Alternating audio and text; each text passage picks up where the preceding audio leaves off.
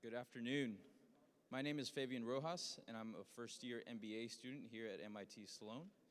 I have the pleasure to introduce our guest for the Engaging the Modern Fan panel. Here on my left, I have Elisa Padilla, who is the Senior Vice President and Chief Marketing Officer of the Brooklyn Nets. Next, I have Camila Franco, who's the Director of Product Management at StubHub. Next, I have Link Simpson, who's the Internet of Things Practice Lead at CW Corporation. Next, I have Mike Bernstein, who is the Vice President of Research and Insights at Wasserman. And then I have Sarah Hirschland, who is the Senior Managing Director at the United States Golf Association. Our panel will be moderated by Ben Shields, a lecturer and author from the MIT Sloan School of Management. The panel will run about 45 minutes, and we'll have an additional 15 minutes for questions. If you could go ahead and tweet your questions to hashtag #TheModernFan, we'd greatly appreciate it. And those that are favorited will be asked by Professor Shields. So I'll turn it over to Ben. Thank you.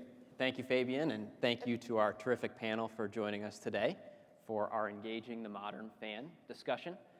I don't have to tell anybody in this room or our panelists that sports has become a 24/7, 365-day-a-year business, which means that the question of attracting, engaging, and retaining fans is quite a challenge for sports properties and their technology partners alike.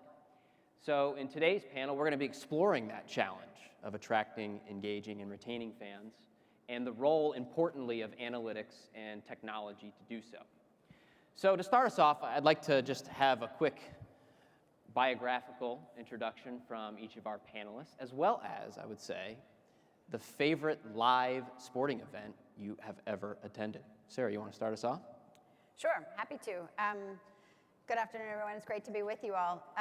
By way of introduction, I'm the Senior Managing Director of Business Affairs at the United States Golf Association, which encompasses overseeing a lot of our marketing, communications, consumer outreach programs, as well as many of our revenue-generating programs, whether that's broadcasting, digital media, merchandise, corporate partnerships, and corporate hospitality.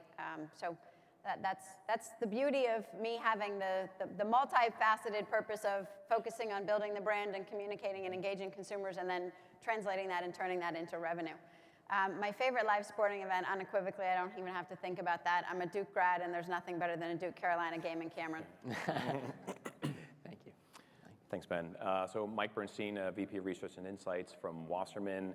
At Wasserman, we focus on a number of topic areas around sponsorship measurement, around custom and syndicated research, sort of all trying to figure out the so what and generate insights for our clients, both brands and properties, to help sort of hold their hand through what sort of value are we creating, what sort of value are we receiving, how does that compare, how can we get better.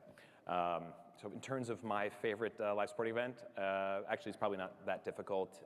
Game 6, 2004, ALCS, Bloody Sock game. Go Sox. Good afternoon, Link Simpson with CDW. I'm in charge of our IoT practice. What CDW does is basically orchestrate all of the increasingly complex technology from with our clients, and the sports and entertainment business is one of our major practices. It gets really interesting over the last couple of years because as things evolve, and really the Internet of Things, what it does is it for the first time has computers reaching out and touching the real world, whether that's sensors on fans or real-time location of where of where people are, where the players are, capturing all that information, moving it around, all of the different complex technologies with Wi-Fi in the stadiums and everything else, and being able to make all that complexity appear simple. So that's that's a lot of what we spend our time on around the sporting venue. And your favorite live event? Yes, I'm a huge college football fan, so Cotton Bowl, probably been to several Cotton Bowls in Dallas, being from Dallas. All right, very good. Yeah. So I'm Camila Franco. I'm Director of Product Management for StubHub. Pretty much all the experiences that happens on the site goes through my team and my engineering team. My favorite sports event was Giants versus Dodgers, just because I got to throw the first pitch, so you can beat that. So yeah, I don't remember the game though. My first pitch was awesome. Good afternoon, everyone. My name is Elisa Padilla. I'm the Senior Vice President, Chief Marketing Officer for Brooklyn Sports and Entertainment. I oversee the marketing for Barclays Center, the Brooklyn Nets, New York Islanders, Long Island Nets, and the future, the new Coliseum on Long Island. And I manage all the functions that fall under marketing from a B2C perspective and also from a B2B perspective. And my favorite live event was when Gabriella Sabatini won the US Open at Fleshy Meadows. That was pretty cool. Oh, that's a good moment. All right, great. So to structure our conversation today, the question of well, how do you engage the modern fan, it's a big one. So I thought that we could look at your efforts to engage fans prior to an event, during the event, and then post. And so within that construct, let's start with the pregame efforts to engage the modern fan. And Elisa, if you wouldn't mind starting us off, how do the Brooklyn Nets and your broader organization think about pre-fan engagement efforts? And importantly, how do you define success? So for us, we think about the customer and our fans, and it's all about their journey. So on any particular given day, and I'll speak specifically about the Nets, and I'll give some other examples from our other properties, but from the Nets, we think about game day, right? So what are the players doing? So we get original content from practice because giving the behind the scenes of what's happening before the game we think is really, really important to drive the curiosity and to evoke that emotion towards the team. So it's original content, and then so if practice happens at 11 or noon, then we'll push that out through all of our social media platforms. By 1 o'clock, the fans attending the event that evening, and we look at two buckets. We look at the season ticket holder, so they will have a specific email communication that's tailored to them because they've already bought into our team, made an investment in the team, and then we look at the other single game buyers. So by 1 o'clock, they will have an email communication in their inbox that lays everything out from street to seat. What time the doors open, what promotions going on, where they can eat, what time they should arrive, what time doors open. So we really think about their journey, and then about 5 o'clock, 5:30, we start now tweeting out and on Facebook where you can find the game, what time you should arrive, if you're not coming to the game, where you can listen to us on the radio or on TV. So it's really all about making sure that they know exactly what the run of show is, if you will. And then once they get to the arena, for us, it's all about the street-to-seat engagement, which we'll talk about later. That's great.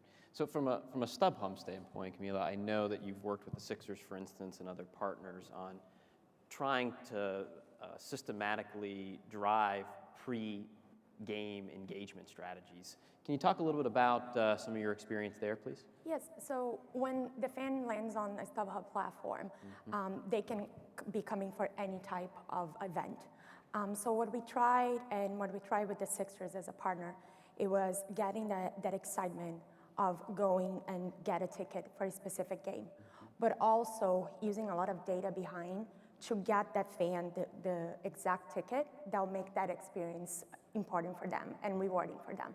So what we try to do when a fan lands pre-game on our platform looking for an experience is trying to know their behavior before or the behavior of their friends before or similar people that are buying for that event and try to give them the tools to select depending on why they're going that event. So from a measurement standpoint, and maybe I'll broaden this to Mike as well, what are for pre-game engagement strategies, what are some of the measurement strategies and tactics to define success? So it's a great question, but I think it really depends upon, you can break that into a number of different buckets, right? We've been talking about so the game day and how we're prepping on game day to get people excited about coming to the game. And I think to your point in the introduction, which was well spoken, which is that it's really a 365-day-a-year process. And so when you think about a lot of best practices that we see across brands and properties around especially on the property side, taking on sort of the personality, a special person, their specific personality of that organization, or that franchise, or even that city, to differentiate and really build some civic pride and sort of equity around who they are, what they stand for. And there's any number of examples. You look at the Hawks tweeting out their schedule in emojis, or when there's a recent example, sort of went viral when the Tampa Bay Lightning sort of noticed what they thought at the time was the new LA Chargers logo, and that precipitated a tremendous amount of engagement, went viral in its own right. But it's not a monologue; it's a dialogue, and we're trying to take on the personality of the city, and that gets people excited about engaging with the team, and it gives them another reason to care. And you can tell in the aggregate about whether it's engagement rates, right, or whether follower growth, and these are very sort of high-level surface metrics. But in the aggregate, when you compare it and benchmark it against, so let's say, market norms or even outside of sports, you can see the difference. Yeah, it's interesting. A lot of these engagement strategies, of course, are supported by strong technologies, whether it be the social networks, whether it be StubHub, and clearly we have a technology partner here in CDW as well. I'm curious, Link, if you can talk to us a little bit about how you approach conversations with your partners on fueling or supporting some of their pre-game engagement strategies. Right. So there's a couple of tools at the edge of the network, if you will. The camera being the most powerful sensor really out there in terms of just the quality and the volumes of data that it can collect. The smartphone, or the smart device, is really the most ubiquitous one for the most part now. So figuring out how you use the tools that are available from a technology standpoint are clearly an important element of it. I think it's not just about the technology that's deployed in the venue itself. The cloud has become extremely important, being able to collect and analyze the information in data centers. So there's really a big convergence of information technology, as has historically been out there, and the technology of touching the real world of players and locations in the venue itself that come together. But figuring out how you take that and extend it early, before in the pregame environment, is an important aspect. And I think the smartphone device, to be able to, as a way to access that, is one of the things that we focus on a lot. Yeah. It's interesting, and as I turn to you, Sarah, your role at the USGA, you obviously have the US Open as a big event that you're trying to drive spectators to, and you also have a component of your business where recreational players are really critical. So I'm curious if you could talk a little bit about, because I know it was a big week for you in the USGA, what some of these new rule changes might do to not only increase the number of players of the game, but also how that might drive fandom to the live event as well. I think you're right. What's a little bit unique about the role we're in is we don't have an 80-game season, that we're focused on. We've got 1 week a year around the US Open, 1 week a year around the Women's Open. So the way we're thinking about driving engagement before is probably a little bit of a different time cycle than most. We're thinking about how do you create anticipation over the long run, and what's the realistic time sequence that you can do that in different mechanisms. And to your point, how do you use technology? I'd love to be able to tell you that we're there. We're not there yet, but we're starting to build the systems and the sophistication to start to think about the reality that if someone has just played a round of golf and posted a score into our GIN handicap system, we know that golfer just probably played a round of golf. We also probably have the data to tell us, for them, relatively, was it a good round of golf or maybe not a good round of golf? And so how do we start to use that kind of data to know, are they more or less likely to want to engage with us and buy a ticket on that day or not?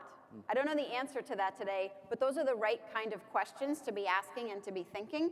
And how do we start to really marry? The beauty of golf is that we have people who play this game and are fans of this game, and there's a real strong linkage between the two. So how do you start to marry the data and analytics around bringing those two things together in a really unique way? Again, I'd love to tell you we've got it solved. We're working on it. Well, that's a really interesting point, and I want to turn to the rest of our panelists here. When you think about the pre-event engagement, are there open questions that you feel like you haven't answered yet that you'd be willing to share with us here? What are some of the vexing problems as you work not only with your brands, but also with your partners on driving fans to a specific event or increasing the likelihood that a fan might watch on media. Just curious if there's any open, vexing questions. We got a lot of smart people out here too, by the way, that may have some points of view on those. Just curious. Yeah, I think for us, the one question and what a lot of my colleagues and I are trying to figure out is who's in the building, right? So we think about that pregame communication, we think about that pregame experience, but we're not necessarily, we don't know on any given night who 50% of the audience is at a Nets game. Because the person who purchased the ticket, whether it's an individual buyer or a season ticket holder, the season ticket holders, we pretty much know when they are and aren't in the building. But those other buyers, that's something that, you know, if we don't know who you are, but you come to the box office and you have an issue, well, it's like, okay, how do we make this better the next time around? And, you know, the third party, you know, providers of tickets, that's a huge hurdle for us that we're still trying to figure out. Yeah, thank you. I can share. Sure. So I agree 100% on that. That's a challenge. From the pregame and more of like the data that would drive someone to buy a game versus the other, things that we ask a lot from the product side is that the content part. Do people would come to the ticketing platform to see content, or they'll come from somewhere else? So we always question how much effort on the content versus how much effort on a partnership with content. And then on the other side too, is statistics of the game, who's pitching. So I know for baseball, I'm not a baseball expert. I know this, that is important who's pitching. So that we also debate and ask the question, you know, if we know ahead of time who's pitching, would someone switch the game from like a Saturday game for a Tuesday game because that pitcher is already announced and that's what they were looking for. So from the pregame perspective, we think a lot about if those data would influence the decision of which event they are attending or which ticket they would like to buy, is it closed or not closed. No, that's great. Any other open questions from our panelists here? I think there's a lot of open questions around, you know, I would imagine StubHub and the Nets have a tremendous amount of data. So once someone's coming into your funnel and you know, why they might attrit from that funnel. But what gets someone into the funnel in the first place? I mean, you think about, you know, the Nets or the Knicks, I mean, hundreds of thousands, millions of fans in the metropolitan area. There's only 20,000 people that can fit into the building, right? Yeah. And so what it's going to be the triggers, the things that are going to sort of decide whether or not that out of that million that's going to get them into the building, whether it be sort of the cost of the game or some other convenience factor that you just don't have line of sight to necessarily because they haven't even sort of necessarily come into your funnel for that evening. There's also these sorts of triggers that I think the industry is just starting to get its arms around. I think for us, just to extend on that point, and to some extent, I think it's how do we start to marry the storytelling with the behaviors and the transactions on the back end? I mean, we all spend an enormous amount of time generating content, whether that's social content or digital content, even broadcast content. We're creating a lot of stories, and I know for us in particular, as an organization that's 120 years old, and the US Open's been around a long time, we're about to have the 117th. We use history to tell stories, and it's very effective, and we watch the analytics and the engagement with it, and we start to figure out what are the driving, you know, what are the pieces of this that are so compelling? Is it about the athlete? Is it about the level of accomplishment? Was it because it was a really close match that drove? So we think about how do we try to put as much rigor around thinking about the content engagement piece, and then how do we start to link that to transactions and engagement and things like that? Another place where I don't think as an industry, not just golf, but sport in general, hasn't completely solved for how do you do that? And just to build on that, it's not just looking at what content's going to work or what time, it's with what audience as well. I thought there was a fascinating presentation by Steve Ziff from the Jaguars yesterday about how they're leveraging big data to figure out sort of what's working or not working, what are some of the pain points at a very granular level with certain demographic groups. And they figured they determined, you know, through that there were some unmet needs from a millennial perspective. They want it to be communal and social and a bit of a party. And so they invest several $1 million in their new sort of party deck with cabanas and a pool and what have you. And now they've got 3,000 millennials there having a ball, you know, every Sunday, despite a product on field that, you know, charitably wasn't the best. Right. It's eloquent. All right, so. Steve said so as well, so I think I've got covered. All good. All right, so but let's pivot here because I think we have a nice common understanding of some of the pre-event strategies and some of the open questions. Since you brought up the in-game engagement, let's kind of transition our discussion to that piece of our program. And it's fascinating, right? You know, on the surface, someone goes to the game, or they might watch a game at home, and you would think that the game itself or the event itself is enough to keep you engaged. But clearly in our world of social media and second screens, a little bit more of a challenge. So I think the in-game experience has obviously become something that we now have to program to, in addition to what happens between the lines. So maybe Link, starting off with you, I know CDW spends a lot of time thinking about, well, how can we make the in-game fan experience better? Can you give us an overview of some of your efforts? Yeah, so there's no doubt that the fan goes to the venue for the experience, right? And at home or wherever they are, they have all kinds of of inputs from instant replay and statistics that are flashed in front of them and everything else. And so there could be a temptation for the fan to stay home and to consume it that way rather than to get there. So what you have to do is you have to, I think, and we focus a lot on helping bring that experience that they would have at home with that technology that's there with them to the venue, so that they can have both the experience and the data. And so in terms of how you do that, there's applications for their smartphones we mentioned. There's ways to collect additional information about where they are and what's going on with the things in the stadium. Everything from looking at being able to look at lines and see, okay, is there a line in the bathroom? Is there a line at the concession stand that should I get up and go now or should I wait? Because if you're at home, you're going to rush to the kitchen, get something, and come back. Well, you want to be able to do the same thing at the stadium in one sense. So that's an important aspect of it in terms of figuring out how you do that. The other thing that we think a lot about when we're looking at the technologies that we deploy is safety, right? You're safe at your house, or at least you feel that way most of the time. So we continue to talk to our clients about the fact that you need to continue to look at and to step up the video surveillance and being able to not only tell what's going on, but to help predict and prevent things from going on. Facial recognition type of technologies, being able to recognize if a backpack was accidentally left out there. All of those kind of things can be brought into the technology base now to kind of make the fan feel more secure. And then I think the final thing I'd say is, when a sports organization is making an investment in technology, it's important for them to be able to leverage that investment over a long period of time. So typically, we're trying to reach out a number of years into the future and make sure that we're future-proofing that investment for them. You want to make sure that you're getting enough bandwidth so that the new solutions that can come on can come out there, and so that you can continue to think ahead of the game, because there are uses of technology in the sports arena that we haven't thought of today that will be in play 2-3 years from now. Yeah, that's the cool part about this field. We have this panel again next year. We'll probably be talking about some different things. Elisa, I do want to turn to you. You have the fan go through the journey. They show up at Barclays. What are some of the priorities for you in engaging them while they're there and ensuring they have a great experience? So first, I'll start off by saying that we are obsessed with the customer experience.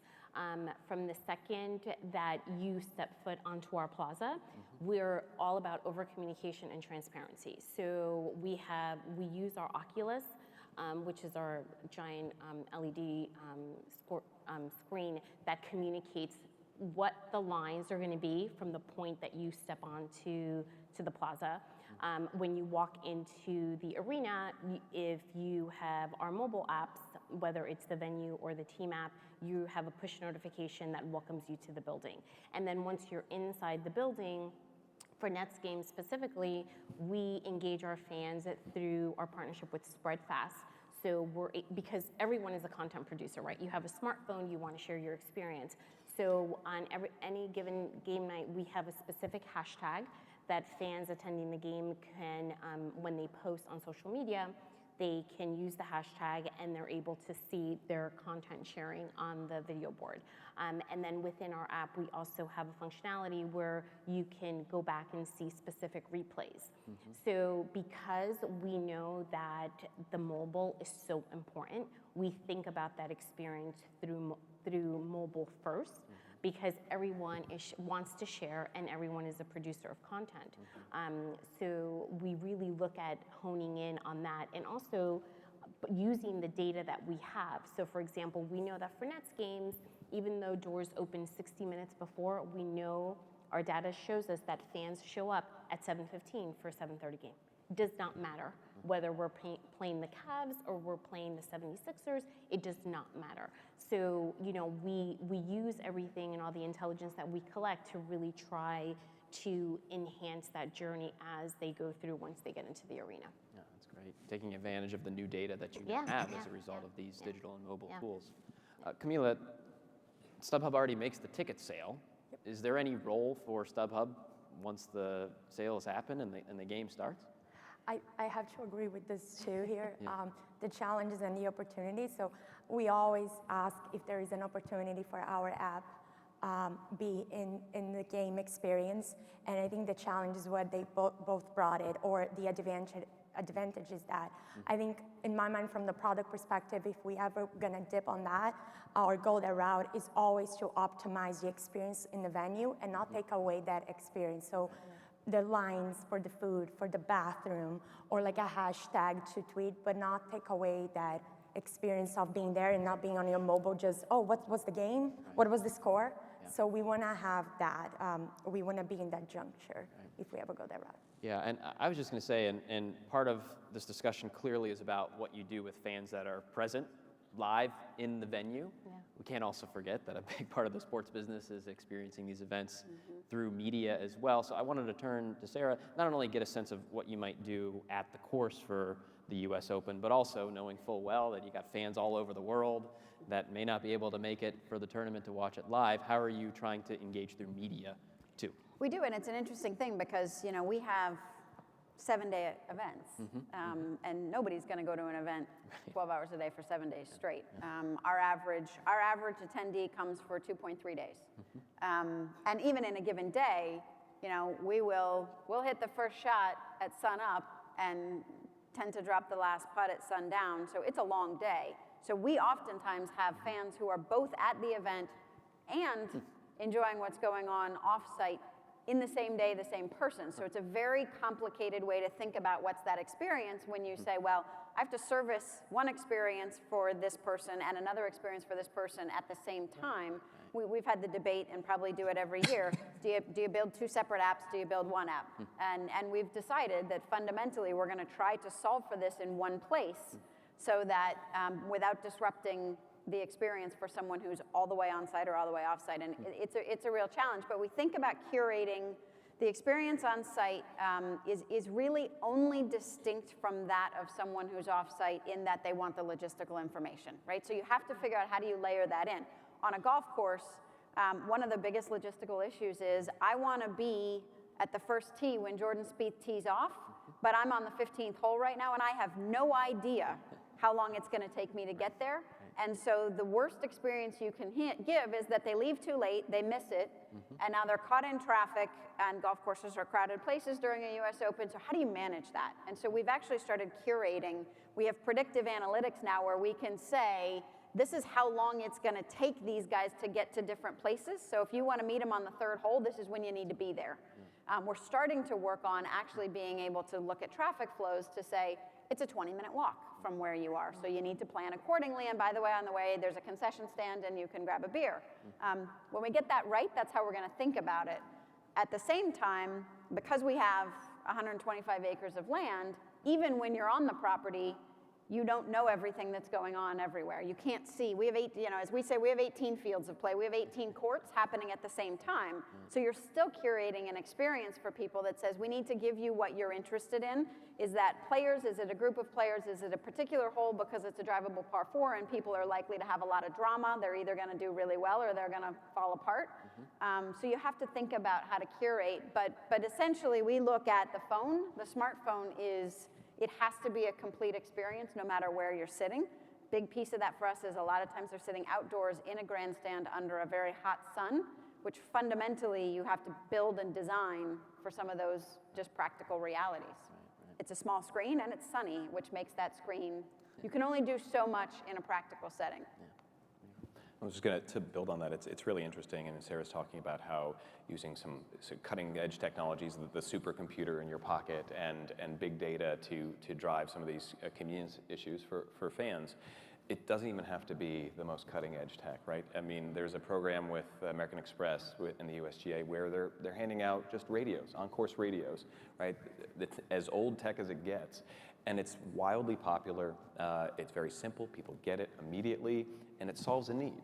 I mean, I want to know what's going on. I want to hear the action, because if I'm on 15, sort of 5 rows out, and I can't hear them, then I want to know. I just heard a roar on the 12th hole. What happened? And it just keeps me engaged and excited, and it almost brings that home experience of being able to see that to the course, and vice versa. And that's sort of the irony, is that we're trying to get the at the game, on-course experience closer to home, and the home experience, trying to bring the game feel to them.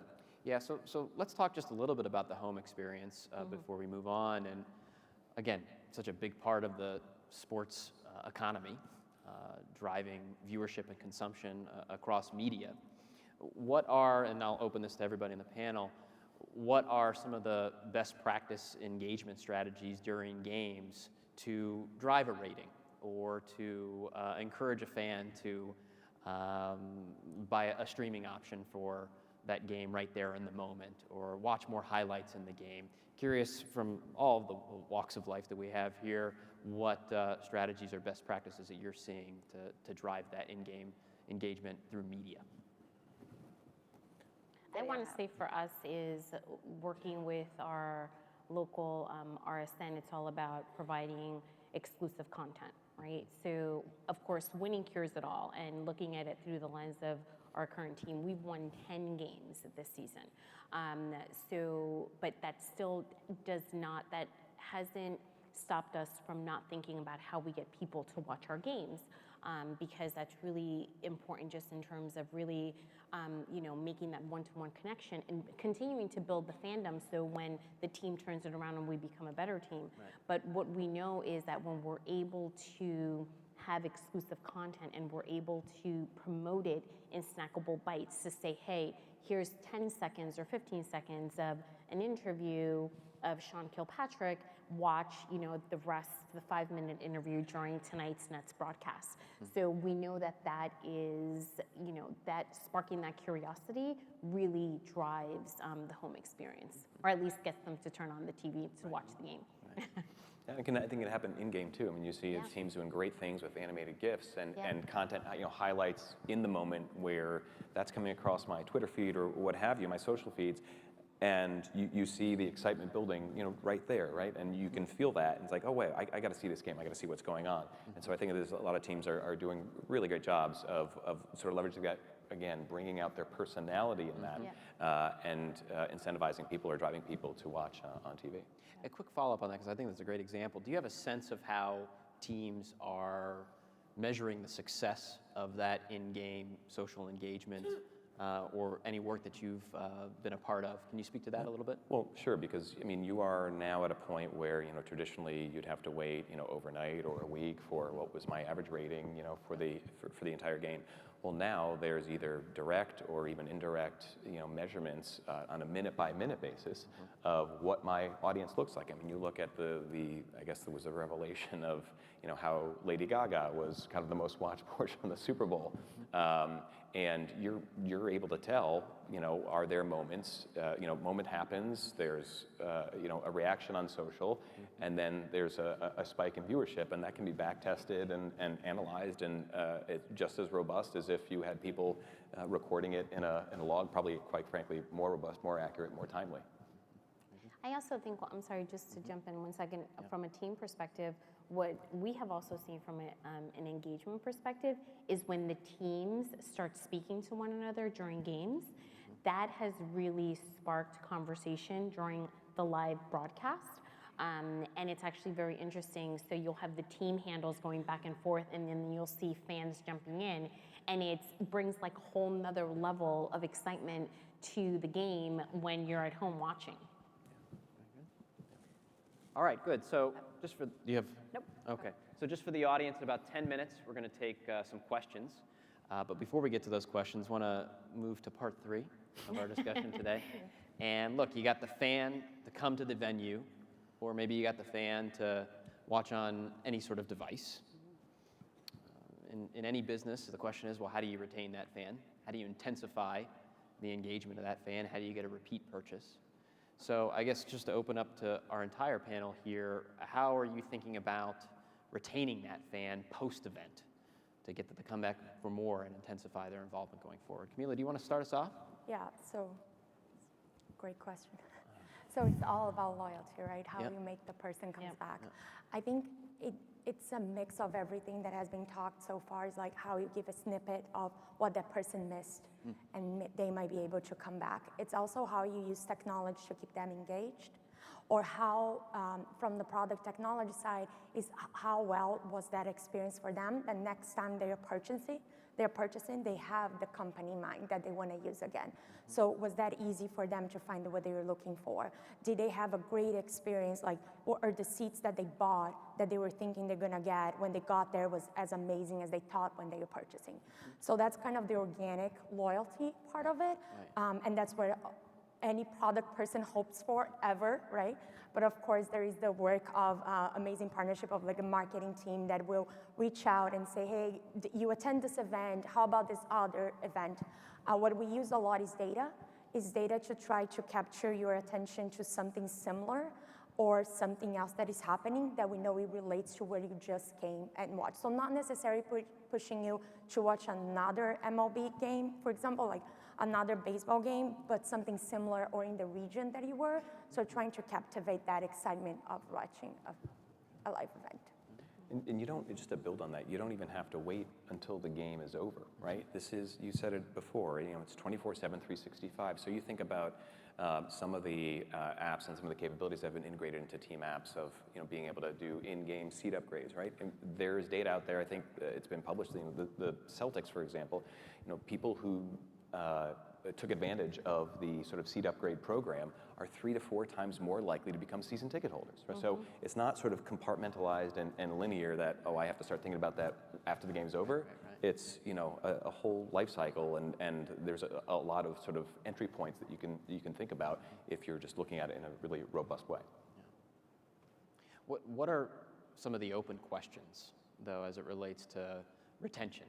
Because I mean, just from my anecdotal view, it seems like this is an opportunity for sports organizations to do a little bit better to retain the fans that either come to the event or consume it through media. What are some of the open questions that you all are grappling with as it relates to fan retention? Yeah, we think about it. We don't like to be in the business of one and done, right? So post whatever event happens at Barclays Center, whether it's a Nets game, an Islanders game, a Bruce Springsteen concert, we do a post-event survey. And we use the data that we collect to say, okay, if we have one single game buyer who has come to a Nets game, how do we entice them to come back and try another event? So we know our data shows that there is great crossover between Nets and boxing. So if there's a single game purchaser who's come to a Nets game and we have an upcoming boxing event, so we will send them out an offer to say, here, come enjoy boxing for, enjoy this 15% off. So it's really just about how do you get them to come back, but we're in such a cluttered market, and for us to get share of wallet, I mean, the fact that we're still playing in a new venue gives us an advantage because there's still so many people who haven't experienced Barclays Center. So that's our philosophy, is just we don't want to be the one and done, and we use the data to really help us gauge what is the right offering to get the folks to come back. We're in an entirely unique situation because we have the US Open in a different venue in a different city, most often in a different state every year, so we start from scratch. Oh. Now, not entirely. We do have some folks who travel and some who do every year, and it's an incredibly loyal base. That's rare, and it's a rare expectation. So in many ways, retention for us is a little bit of a different puzzle, and I'd say you said, what are the open questions? I mean, that's a huge open gap for us, is the reality of when you go to a new town every year, I mean, we'll repeat, but we'll repeat in 10-year cycles, right? So it's a long runway, but now in the world of data, in the world of collection, of information and understanding fan profiles, we should be able to start to see, even the next time, last year we were in Pittsburgh, the next time we go to Pittsburgh and play at Oakmont, what do we know? Right. You know, what do we know is there? What do we know about these folks? And more importantly, how do you keep them in the family offsite? So it's less about selling tickets, it's more about continuing to have a US Open experience and introducing their family and friends to a US Open experience, so that when we do come back, you know, you're turning that one fan into 6 fans, and that's a whole, you know, it's a whole different way of looking at it. Some days I think I'd rather have the beauty of being able to sell over and over again. Some days I like going to a new city and having a fresh start. So I'm not sure which is the advantage. It's just different. Right. You know, from a technology standpoint, there's an issue of obviously from a loyalty. If you're going to create loyalty, you have to know who you're trying to create loyalty with, right? And so we partner with a lot of our clients in terms of figuring out additional ways to capture who they are. On a StubHub, you're entering a lot of information, but you know, the example of going to a game on somebody else's season tickets is a different way. So Yeah. so how do you do the survey information to collect that, you know, that fan information, to build that database? Right. How do you even try to potentially reach out to them in real time, you know, through knowing what the device is and getting something back to the device, you know, that they may be hooked onto when you really don't have any personal information to them, and things of that nature. So it's there's technological ways to do that, and then there's also the, you know, is this fair, is this big brother, you know, and so you have to hit that happy balance in there. Yeah, indeed. Yeah. Well, terrific. We've got a nice rundown here of existing strategies, open questions and challenges as it relates to pre-event, in-event, and post-event in the MIT Sloan Sports Analytics Conference efforts to engage the modern conference goer. We are now going to move to audience questions. Fabian, thank you.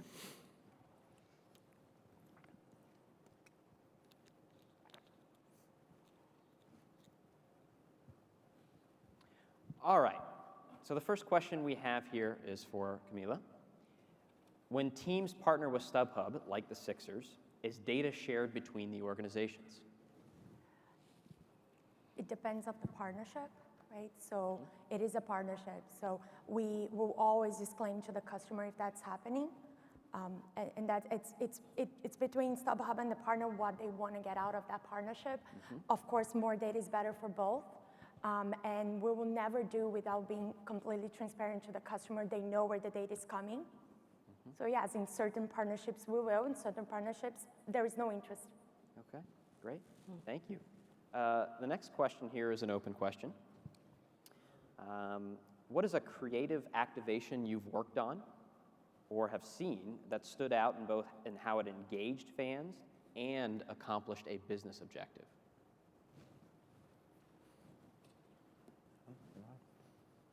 I mean, I think I named one earlier in full sort of disclosure. American Express is a client, but again, and this wasn't old tech, but you know, American Express, in terms of what is on brand for them, it is about being pervasive, adding, you know, value to the card members' journey every day. Really they stand for really understanding what their card members need. And so when you think about, again, whether it's the on-course radios, and that's both at USGA, their sponsorship of the US Tennis Open, you know, that is something that was very much on brand, was at scale, right? But it felt like a real tangible benefit. It moved the needle. And all of their surveys, you know, indicate as such that is memorable, and you know, in a category that can be challenged, right? That is natural commodity, that really allows you to sort of differentiate and demonstrate tangibly the utility and what your brand stands for.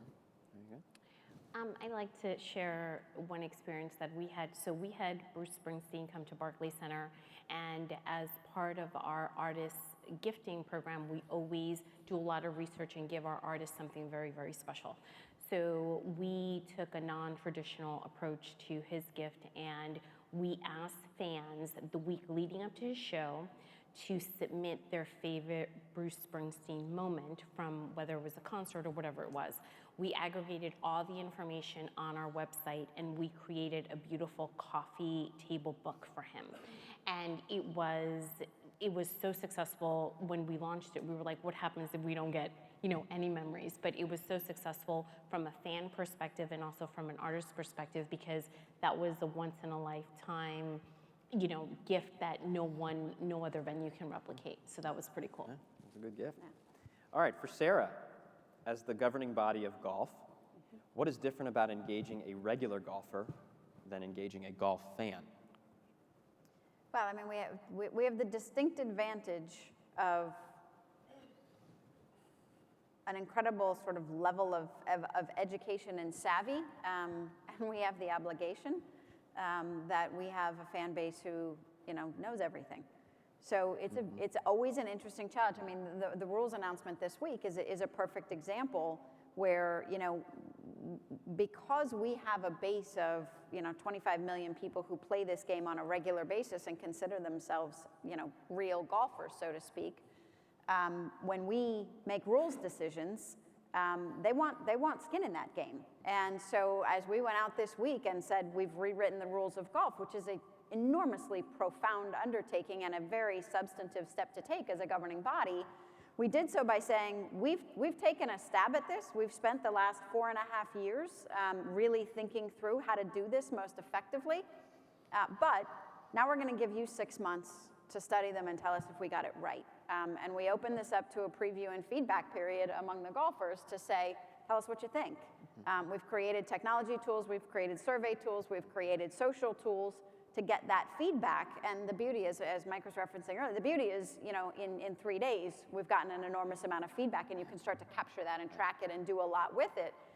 But we'll let this breathe, because there will be people who have immediate reactions that over the course of the summer as they play golf are actually going to change their minds, as, by the way, as many of our folks did over time. When you actually go out and start to play differently, you may think differently about a rule than when you read it in a book. So we very intentionally said, we need to let this breathe, and we need to engage this audience at a level that's far deeper maybe than you might, because they play the game.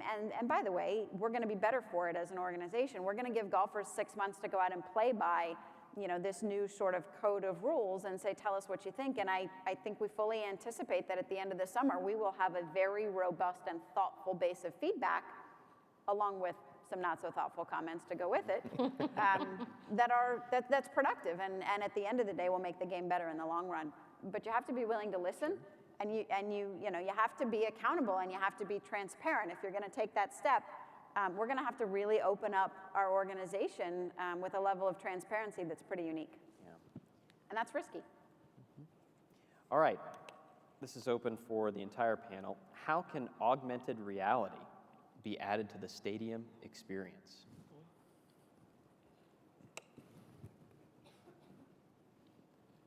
Well, there's unique challenges in the stadium, right? Just think of, we've all talked about applications and mobile devices. There's very few places where you have that concentration that need, and there may be nobody on it when there's an important, play going on, and then all of a sudden the play's over, and there may be 30, 40,000 people that want to see the, that want to see the replay, or whatever. So the technology of being able to have that many people drawing down on the network, that time creates some unique challenges that'll have to be addressed, and especially as you start getting into, the bandwidths and the technology for the augmented reality, there's some real technical challenges that have to be solved, and we're really getting there, but I'm not sure we're totally there yet from what I would call a ready for prime time, type of approach yet. So again, that's one of those things where I think, Wi-Fi and a pervasive Wi-Fi experience and with enough bandwidth to accomplish what you want to is one of the main things that we do with our clients. And so I think forward thinking right now to make sure that as that technology and the applications mature, that you've thought ahead and you've got the you've got the bandwidth to be able to hold it, from my perspective, is one of the main things that should be going on now. So you have to plan for the future, because you want to be, I think there's real advantages in this arena, so to speak, to be one of the first. I think you can create an early mover advantage, and so having to lay the technology foundation and the platform after it's ready is going to slow you down, and you're going to miss that window. So thinking ahead would be my first thought. Right. And just to build on that, I think even once you overcome some of the technological hurdles that the practical hurdles that you face, you have to ask yourself, well, what sort of content am I going to feed through that? And is that going to be sort of a distraction from the game, right? Is that going to take the energy out of the building to have 30, 40,000 people intently focused on this instead of what's in front of them? And it just goes to, I think, a broader point around the technology entering the game, entering the industry is fantastic and revolutionary, and things that none of us would have thought of maybe 2, 3, 4, 5 years ago. But it has to be in service to the basics, delivering on what the fan wants. I mean, Sarah was just mentioning, yeah, we're listening to our fans, right? I mean, it's marketing 101. And so if it's additive to the experience, if it's solving unmet needs and not sort of being a distraction from the game, I mean, that's when you see fans really respond and engage, and those are things that work. Okay. So our last audience question here is, how valuable is the Hispanic audience, and how do you go about targeting them? Probably everybody's expecting me to take that first, right? I think, look, even in golf, which is a sport whose demographics are not enormously diverse, it's critical. It's critical for all of us. And I wouldn't say the Hispanic audience is more critical than another audience, but the reality is we need to start to think about individuals as individuals regardless, and think about meeting them and giving them the choices that they want. And golf is no different than, I'm guessing everybody on this panel is focused on that very issue. There are certainly behavior patterns and segmentation data that's helpful in targeting audiences, and certainly Hispanics may be one of them. But increasingly, even more, there's no such thing as what Hispanics want, what women want, what anybody wants. It's about providing a broad range of choice for people to put themselves in the category of one, and I think we have to be thinking that way. Yeah. And I'll just add to that it has to be relevant, right? So it's not just looking at the Hispanic audience or youth or women. The way that the messaging is framed up has to be relevant to evoke that emotion, because the way that I think about fans and I think about whether it's retention or new, it's about evoking the right emotion to drive action to get share of wallet. And unless you're making that emotional connection, it doesn't matter what segment you're in. And Hispanics, we said it, Hispanics, women, all these groups, they're not ubiquitous. There's no such thing as targeting Hispanics. And I would imagine, Sarah and the USGA face this all the time. If I'm trying to target the Hispanic population, well, that definition of that is very different in Miami, right, where it's more Cuban, versus the New York metro, where maybe Puerto Rican, Dominican, versus in California, where it'd be more Mexican, Central American, right? And so acculturated, unacculturated. So really understanding, segmenting that audience, understanding what they want, personalizing it, making it relevant, that's the key. You can't just speak in generalities anymore. Yeah. I agree. Great. So in our last few minutes here, we have a lot of students out here that attend the conference. Anytime I have a group of 5 successful, accomplished executives in sports, I want to ask you for your career advice to anybody that's trying to break in. So if each one of you could just spend 1 minute with a salient piece of advice, that would be great. Elisa, you want to start? Sure. 2 things. One is network. You never know who's sitting next to you. And that's really, really important. The sports industry is so competitive, so building your network is really important. And second, when you think about working in sports, whether you're interested in law, whether you're interested in accounting, whether you're interested in marketing, just know that whatever function you're most passionate about, you could probably find a job in sports. And the last thing that I will say is, do not go work for a sport that you're personally passionate about. And what I mean by that is, I'm a huge tennis fan, and I did an internship with the tennis organization when I first started, and it just turned me off to the sport. So that's the last thing that I'll leave you with. Yeah, I think in sports industry or any industry, my advice is be humble. You're gonna learn from your intern, and you're gonna learn from the CEO. You're gonna learn and continue to learn forever, and never shut the door for that learning. So be humble. My input would be that technology is becoming so integrated into the fan experience in general. I'm a sports fan in a huge way, basically across all sports. I don't want to see the technology when I don't want to focus on the technology. So my advice would be, you have to be technologically founded in being able to understand what the technology can be, but you don't have to be an engineer to be effective in applying it and being pragmatic about where you use it. That to me also means that you have to make sure that it's integrated in a way that doesn't overshadow or doesn't overpower the event itself. And so, make sure that technology is used appropriately, and it can continue to bring more and more, experiential, things to the fan, but it's got to be done carefully and thoughtfully. So I think there's some advice that applies really to any industry, and then there's some things about sports. But in any industry, be humble. It's a great one. Be intellectually curious, right? Be accountable, and be hungry. Those are four that are going to serve you well in any career path you choose. But also realize that it's difficult to get a job in sports straight away out of school.